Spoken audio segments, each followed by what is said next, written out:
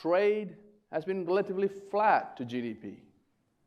So are we entering another golden era of global trade? I don't know.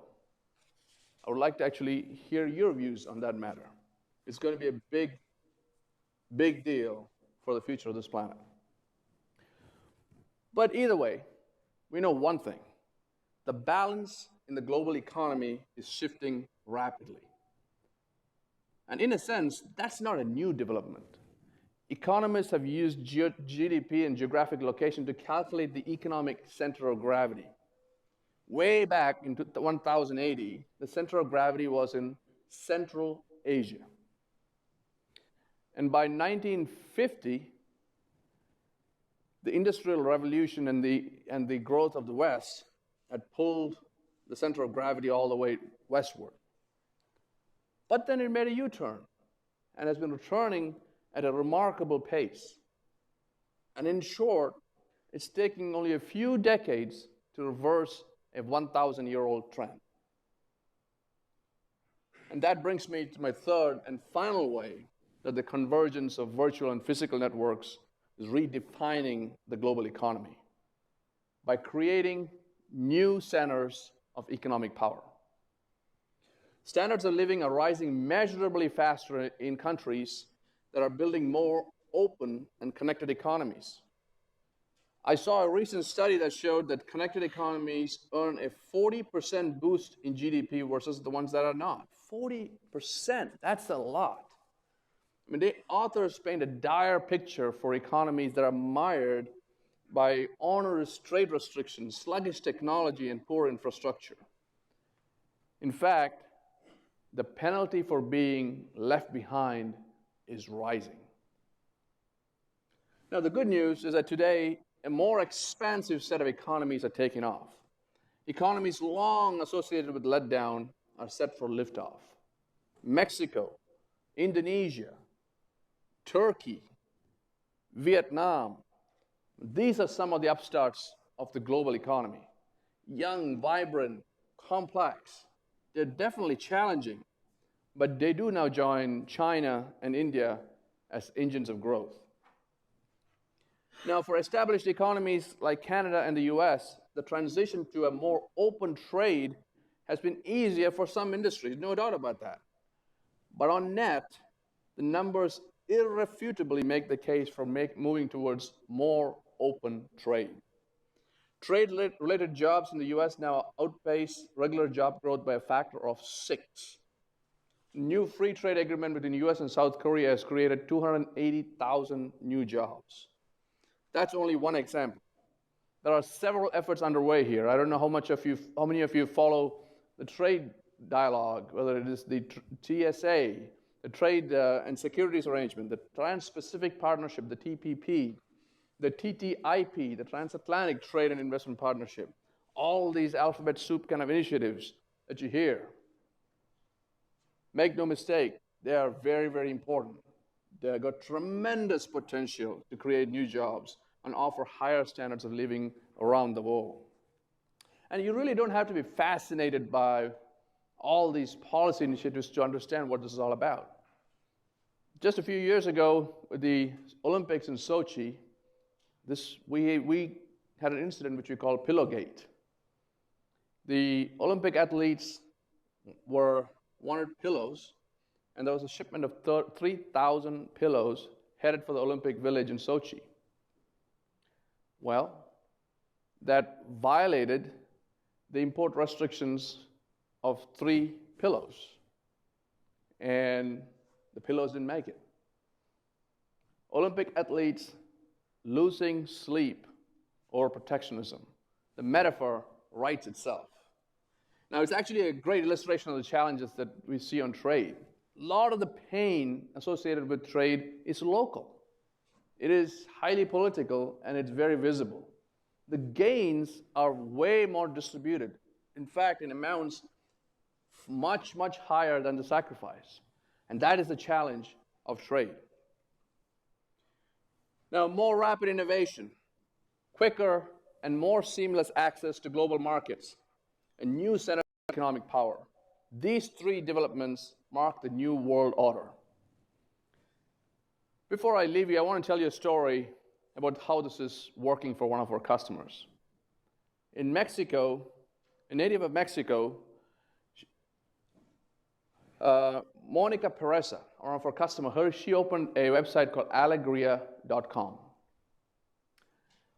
Basically, a lot of very, very impressive and interesting products coming from artisans in Mexico.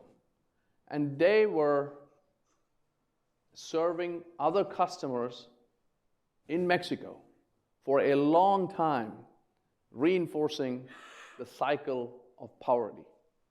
And Monica, with her website, alegria.com, combined with our services, allowed these products now to be exposed to a much more global market. And suddenly, these handicrafts are now have a global audience, a global market, global consumer base. Now, moving something as simple as a purse from Mexico to the US and beyond has brought life-changing value to individuals in these communities. One of the craftsperson, Angelina, whom we talked to, talks to us about how selling her wares through alegria.com has enabled her to send her son to school, to buy him school supplies, get him shoes, things like that. We are all citizens of the world now. When we cannot prosper in isolation from one another, not in a world that's getting so interconnected. We all have to move forward. We have to move forward in pursuit of growth, pursuit of shared values, and most important, pursuit of a better world. And I hope you agree that a connected world is a better world. Thank you for your attention. I'm happy to take any questions. Thank you. Let's go to the first question. Yeah. Kind of talking a little bit about e-commerce and specifically, say, Amazon in the US. There's some kind of focus on them to create their own supply chain. Mm-hmm. I know in India they've done that. Do you see competition coming from different quarters, different competitors like Amazon kind of pushing for earlier and more reliable supply chain? Well, Amazon is a big customer of ours, and I think it's an important question we have to address. The big issue that's going on, if we take a step back and talk about the macro trend for a second. Firstly, e-commerce is now 14% of total commerce, something in that range, and is growing about 3 to 4 times in regular retail. So more and more of us are sitting at home and ordering online versus going to the store. I mean, that's what that means. And one of the issues that comes with it is that the peaking factor, especially in the holiday period, is 5, 6, 7, 8 times. And there is not enough delivery capacity in the entire United States, in the coming years to deliver Christmas. So hence some of these things are being looked at. And I think ultimately, we will be able to serve our customers the best possible way, and there may be other solutions that may be out there, but I'm pretty sure that as this hits a point where the capacity gets to be a problem, then the way of delivery perhaps is going to be changed, and that's probably where the answer is going to lie, much more than any particular system that you're talking about. Now, reliability, that's the word that I would say, that I would just say there's probably no more reliable player in this industry than that's where we built our teeth on. And that's kind of something that we hold as near and dear to our value proposition. So that's the game nobody's going to beat us on. All right. Anything else? Yeah.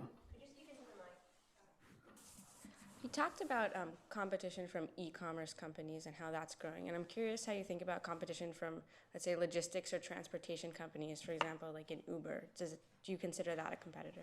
So, I think one of the issues there would be, what we provide for our customers is a very comprehensive supply chain end-to-end, business to business and business to consumer. What they're trying to solve is using latent capacity, and again, solving for essentially the peak problem. And ultimately, what is the value for a uniformed FedEx driver to show up in your doorstep with the package? Are you going to let your 8-year-old daughter open the door for anybody showing up at the door with the package or not? And what is the value for the reliability and service that we provide? And those questions have to be answered, and it'll be answered here in the next few years. I think there may be niche plays in some of these things, but ultimately the main game is going to be played by the major players in the industry today. What else? Yeah. First of all, thank you very much for being here. And I just received my India visa yesterday. I tracked it by FedEx. Got here very reliably. Leaving on Sunday, so I was getting a little nervous, but new FedEx. Well, I'm there Monday too, so maybe we'll get hooked up in India. Do it. Hopefully we don't get swine flu, which I hear is a big breaking out. It's not going to happen. So when you look at illegal trade, whether that be of ivory, other animal parts, or of drugs or weapons, is that an issue that keeps you up at night, FedEx up at night? What are you doing to prevent the illegal trade of? Well, we work very closely with governments on what is allowed to be traded. And those restrictions or those rules are updated daily basis. And we have a fantastic database for each country to country and by commodity classification, what's allowed. So to the extent that that information access is seamless and we're able to communicate that to our customers, and that's what we do. Now, ultimately, we have to work with governments to make that process as seamless as possible, and secondly, to reduce as many tariffs over time. That's what we stand for, free and open trade. Over time, we think that's better. But we know that this is a dynamic process, and we want to make sure that we are current with the latest information and make sure that we work hand in hand with governments to make sure that there is such a thing doesn't happen. Now, again, this is our job is to move the product and make sure that we comply with all the regulations that's out there, and that's what we do. What else? Any other questions? Yeah. Thanks again for being here. To follow up on Rachel's question, I was wondering if you could also talk a little bit about more traditional competitors and how you work with or how you compete with, like UPS or. Yeah. Well, I think competition is evolving for us, and I definitely feel that the bigger the competition drives us to become better. And from our point of view, the value proposition that we provide is clear. Number one, we have an unparalleled global network. Nobody's got the network that we have.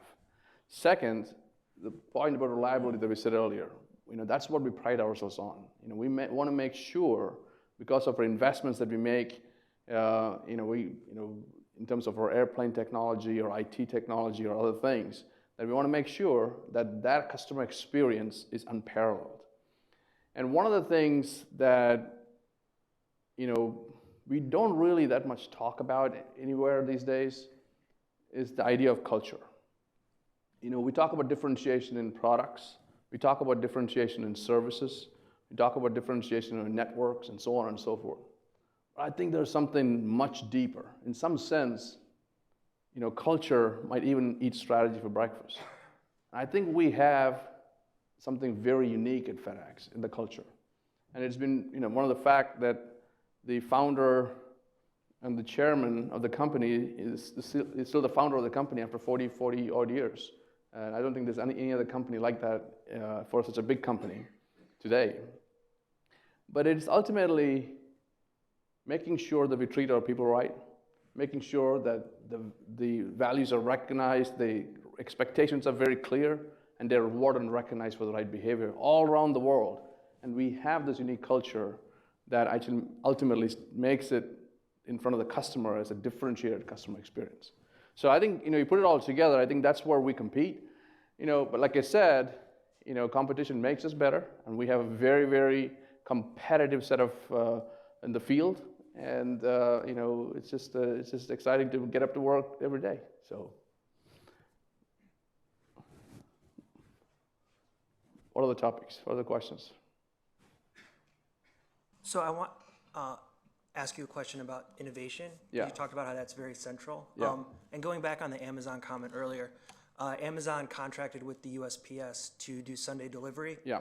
And I think one of the main reasons why they ended up doing that was because carriers like FedEx and UPS basically said, no, we're not going to do, Sunday delivery. So I'm curious how you guys are innovated to maintaining those markets where customers expect like a 2-day delivery, and if you're still with a workforce that's inflexible and unwilling to work, through on Sundays and holidays and things like that. Well, I think the issue is more economics than anything else, and that's the key. It's not all the other things you said. That's not the main issue. The main issue is economics. Can you make it work? Now we do have Sunday delivery. We do target it for for Valentine's Day, for example, or Mother's Day and things like that. We work with specific customers to do Sunday delivery. It just has to make economic sense, and but we look at all possibilities everywhere. In the portfolio of things we offer, you said 1 to 2 days. Well, we have a portfolio of companies today that, whether it's express delivery or whether it's a ground-based delivery, or whether it's even using our FedEx SmartPost business, or even truckload, less than truckload business, or international air and ocean. So we have a full portfolio of services that we now offer our customers. And so we look at Sunday constantly to see if it makes economic sense or not. And that's ultimately the key. But I got to say one thing here. One of the things that our industry is facing is that traditionally a much more business-to-business enterprise. Now, because of e-commerce, because of all of us shopping online, we are now have to worry a lot more about our customer's customer, meaning you. And in fact, I would say it's a great opportunity. And so we are now creating new value propositions now directly tied to the ultimate customer. Using your mobile phone, trying to make sure you can control the destiny of that package and provide convenience to, again, our customer's customer. And I think that's new for us. So historically, our customer is 25, 30 million small and medium businesses in the United States. Now suddenly it's become 200 million consumers. And that is an interesting challenge that we are dealing with. And so as we provide more value and there's more economic value for some of these new services, we'll offer them. It's just a matter of economics. That's all it is. And it is a very, very dynamic marketplace right now, more so than in years past. And we are constantly looking at new service offerings, again, targeted not only at our immediate customers, but also our customers' customers. Sure. Just a quick follow-up. So what do you think? Earlier you said that capacity was seriously constrained. So where's the tipping point when capacity becomes so constrained that you're forced to do the 7-day, right? Because if you're only running your operation 6 days a week, that's a lot of extra capacity. So what's the tipping point there? Well, so for example, during the peak period during the holiday season, we operate 7 days a week. We've been doing that for years. And so we've done it for years now. So yes, we have to take that. I'm assuming that as well. Even with that, I think there's going to be constrained capacity. The 7 days, we've done it for years now. It's when the capacity is constrained.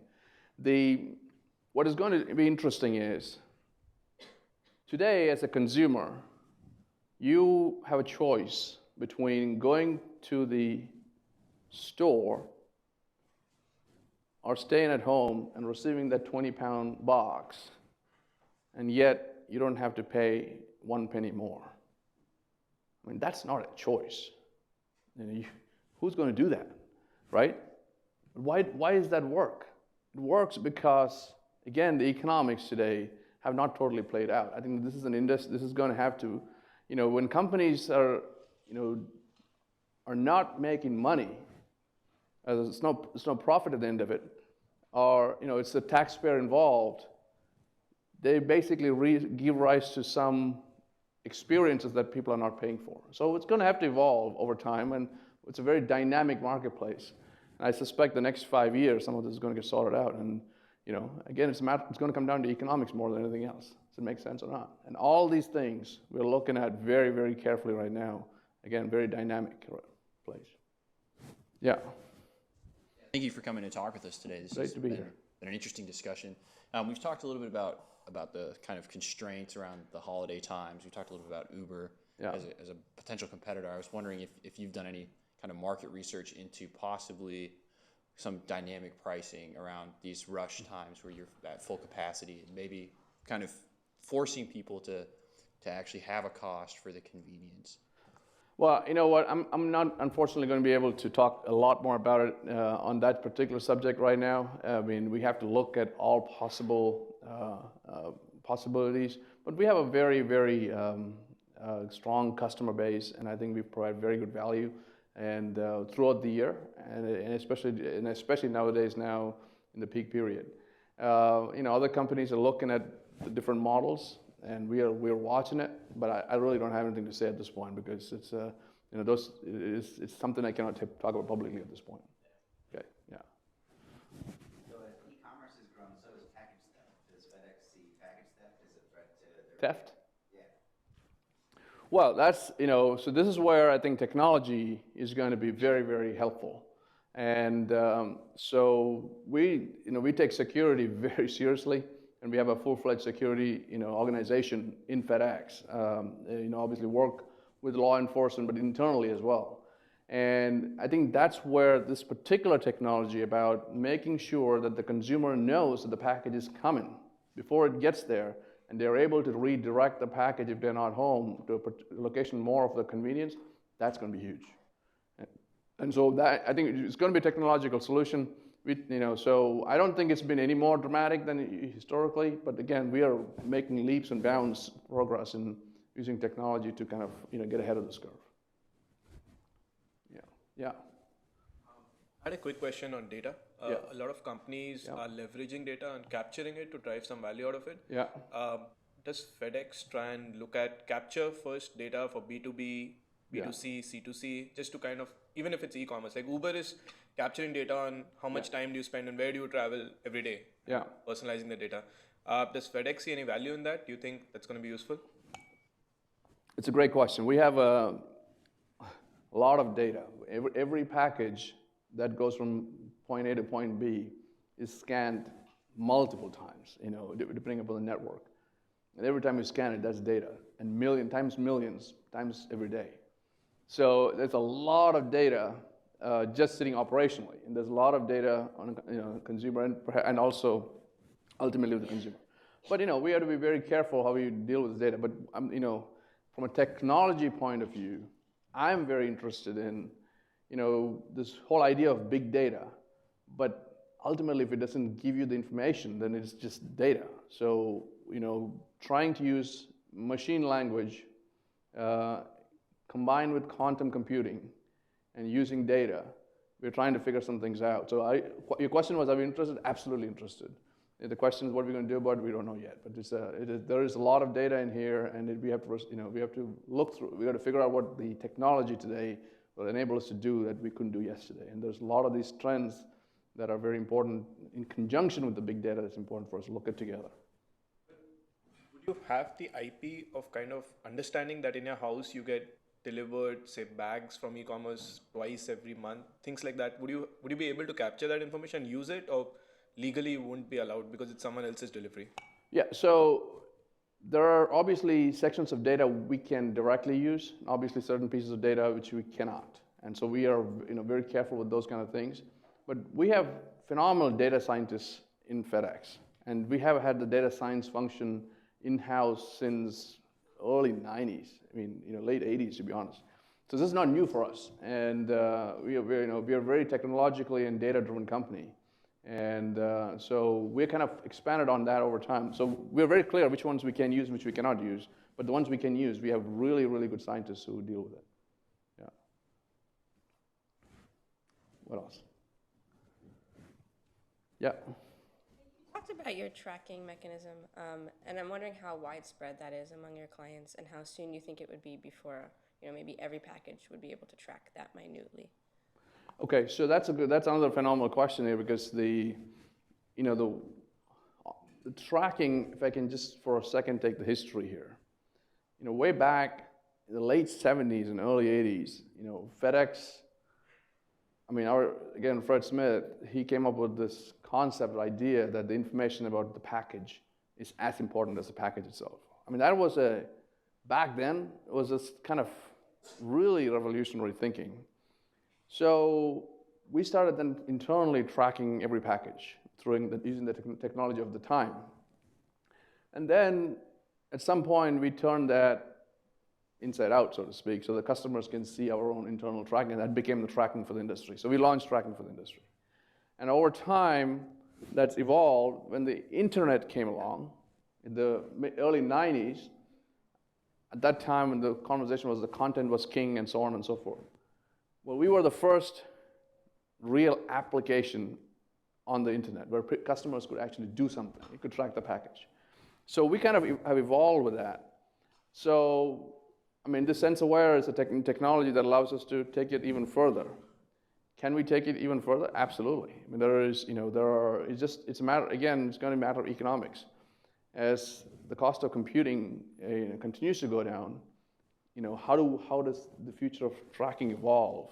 I think that's a great question. And you can, RFID came along but RFID, we found, or early at least adoption of it, we found to be not as reliable. We wanted, very, very high reliability. That was not giving us the reliability we needed. So now the sensor-based technology with SenseAware and other things we're working on. So I think in 5 years, tracking will be fundamentally different. And especially as we know the technology is here today, it's a matter of economics to make it work on a millions of packages level. So, yeah.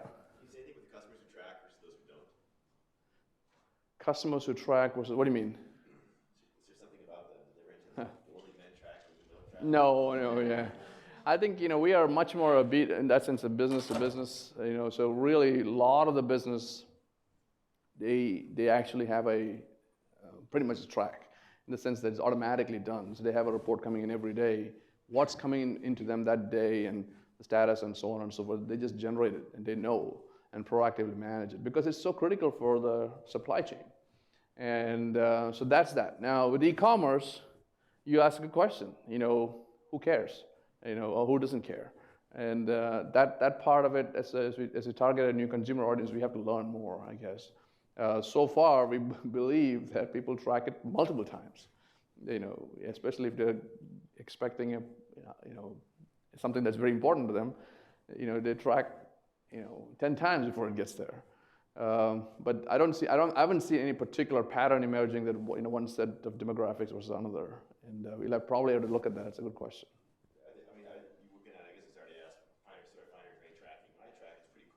Yeah. It just shows me when it's left, Yeah. when it's left, near a place, Yeah. and then when it's arrived. Yeah. That's it. I can't really know when it's coming exactly. I'm trying to it's fresh stuff. I'm trying to figure out should I go home, should I not go home? Yeah. I have the information I need to make those choices that way. Yeah. Yeah, we have to, we're going to have narrowed down our estimated time of delivery. It's coming. All these pieces are coming. And this is, you guys already talked about some of the developments that are underway. And so with our FedEx Delivery Manager technology that we have today, you can basically say, I'm not going to be home, but I'm going to pick it up there. Or don't drop it in the front porch, put it in the back. Oh, I'm on vacation, I'm in California, give it to me in California. You can do all those things right now. But again, soon enough, you'll know, when it's coming and be here before this time, whatever. So anyway, 10:30 is our delivery time in the morning for Express, for priority overnight service. So that's the one deadline you already know it's going to be there by 10:30. For example, so. You gotta follow up on that? Huh? Yeah. I just used FedEx last Friday, and I just had an interesting experience. The guy said, I said, just get there as fast as possible. I don't care how much it costs. Okay. There's like a gold service. Yeah. It's like $80. And he said, you don't need the gold. Yeah. Silver's fine. Oh, did he say that? He said, and so. And I said, all right, I'll do the silver. And then it didn't arrive by 10:30. See if you're taking the gold service. It arrived at 4:30. I'm thinking, the fact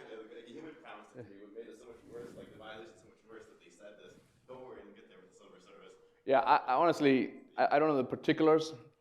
If the priority overnight, if if that's what you meant by the gold service 10:30 would have been delivery service. If you didn't pick that, the next is at 3 p.m. So that picked Which is 10:30, but there's one above that, which carries me 9 o'clock. Yeah. So you didn't get the 10:30? Wow. We got to follow up with you and give you a better customer experience. Yeah. So that's not typical of our service. Yeah. All right. Yeah. You talked a lot about emerging markets and the relative importance of Asia and so on. I wanted to get a sense as to what's the share right now of FedEx of revenues coming from those countries, and where do you, how much growth do you see relative to the developed world? Yeah. let me answer the question a little bit more generally, because I can't specifically talk about things we haven't released publicly. International our global business is obviously like any other company. It's a fast growing part of our business. And, we think of us as facilitating supply chain for other companies. As other companies grow globally, then we grow globally. The macro trends, as I said earlier, the trade was growing faster than GDP. Since 1970, it's been growing faster than GDP pretty much for 35 years. There may be a little hiccup here or there, but really it's been a big trend. But since 2008, after the financial crisis, there have been 2 years it went faster, a couple of years it's been slower, and then it's just kind of flat. And last year was faster. So it's been a little bit of a wobble on the trade side. But having said that, looking ahead, I would say that I think the economies are getting reset, and that globalization is going to continue, perhaps not at the same pace it did in 2008, but it'll be in the positive direction. So global growth is where the game is going to continue to be, and the percentage of revenue generated through international is going to continue to increase over time. I think that's no question about that. But the other part of it is, when we serve our customers, that's pretty much the reflection of what we've seen their business doing. Their percentage of international revenues continues to grow. So we're just facilitating their business. So that's probably what we think is going to happen. As a follow-up, partly what I was trying to also understand is, what's your share, say, within China or within India? Because a lot of the trade is coming cross-border, but within, are you also, how successful are you? So the strategy that we have adopted over the years has been, first and foremost, our approach to any international market has been that country in and that country out. And that's our first priority. And over time, as our businesses have gotten more established, China, we were, really got ahead of the curve in China, and we were, gained market share leadership on the import and export business in and out of China. Then, over time, we have selected key markets where we want now also gone the intra, just like the United States. Of course, US, there's Canada, and we have made targeted acquisitions, especially in the last 7-8 years, to acquire that capability. So we have done 2 acquisitions in India, for example. We have acquired our joint venture partner in China. We have done it we have just made 2 acquisitions, one in Brazil and Mexico. We just did one in South Africa. We did it in England. We just in France and Poland. So there are so now these markets, we have now intra-country services as well. We've been very, very selective. Why? It's economics. As part of strategy, I'm sure you can't go willy-nilly into every market. You got to be selective in how you target. And so these are the fast-growing markets where the economics will still work, and the value for services and reliability are high. So that's kind of where we are, very selective in going forward and expanding our portfolio. Those markets are probably cover 90% of where we are. Yeah. Okay. Can you talk, a lot of I'm a first-year student here, and so a lot of the marketing classes that I've had so far have been very consumer-facing. Can you talk about marketing and selling your services to businesses, and how that strategy differs from trying to sell it to me personally? Yeah, so first of all, the audience that we are talking to now, this is changing. So I'm just going to say, let's just step back on the business-to-business side. The audience is probably a 1/10 of the consumer side. So that obviously is the first big difference. But the conversations are deeper, and we are selling, supply chain services and things like that, and looking at a portfolio of solutions we're offering our customers, these conversations are deeper. So we have to maybe establish a brand presence, what we stand for, make sure that people understand the value proposition, but open the door for a conversation, and then have a more deeper conversation on the specific solution for these customers. That's typically what you would do for a business as a business customer. For a consumer, it's got to be very, very different in the sense that you got, first of all, today you got to reach them digitally. I mean, everybody is accessing on mobile or a digital environment. We have to have a big presence digitally. And the value proposition itself, the ones you're asking me, most of the questions today were as a consumer. And those are the questions that we have now to answer very, very differently. What is the value as an ultimate consumer for the services? So the consumer shipping is still very small. Consumer is a recipient, much more than a shipper. So you got to also understand that piece of the equation from our perspective. But I think B2B marketing is fundamentally a different ballgame than B2C. But ultimately, the core, you need to make sure that we have a strong value proposition. There's nothing that beats that.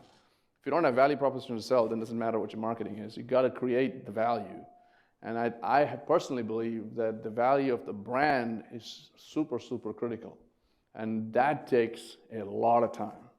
And it's over time, you got to build it, and you got to protect and value that brand like you wouldn't anything else, because that is usually the one that tips it over. And I think people sometimes underestimate it, and people sometimes undervalue it. And I think that is where sometimes people go wrong, is not valuing your brand and reputation of your company.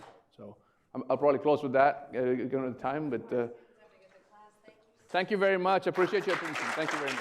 Thank you.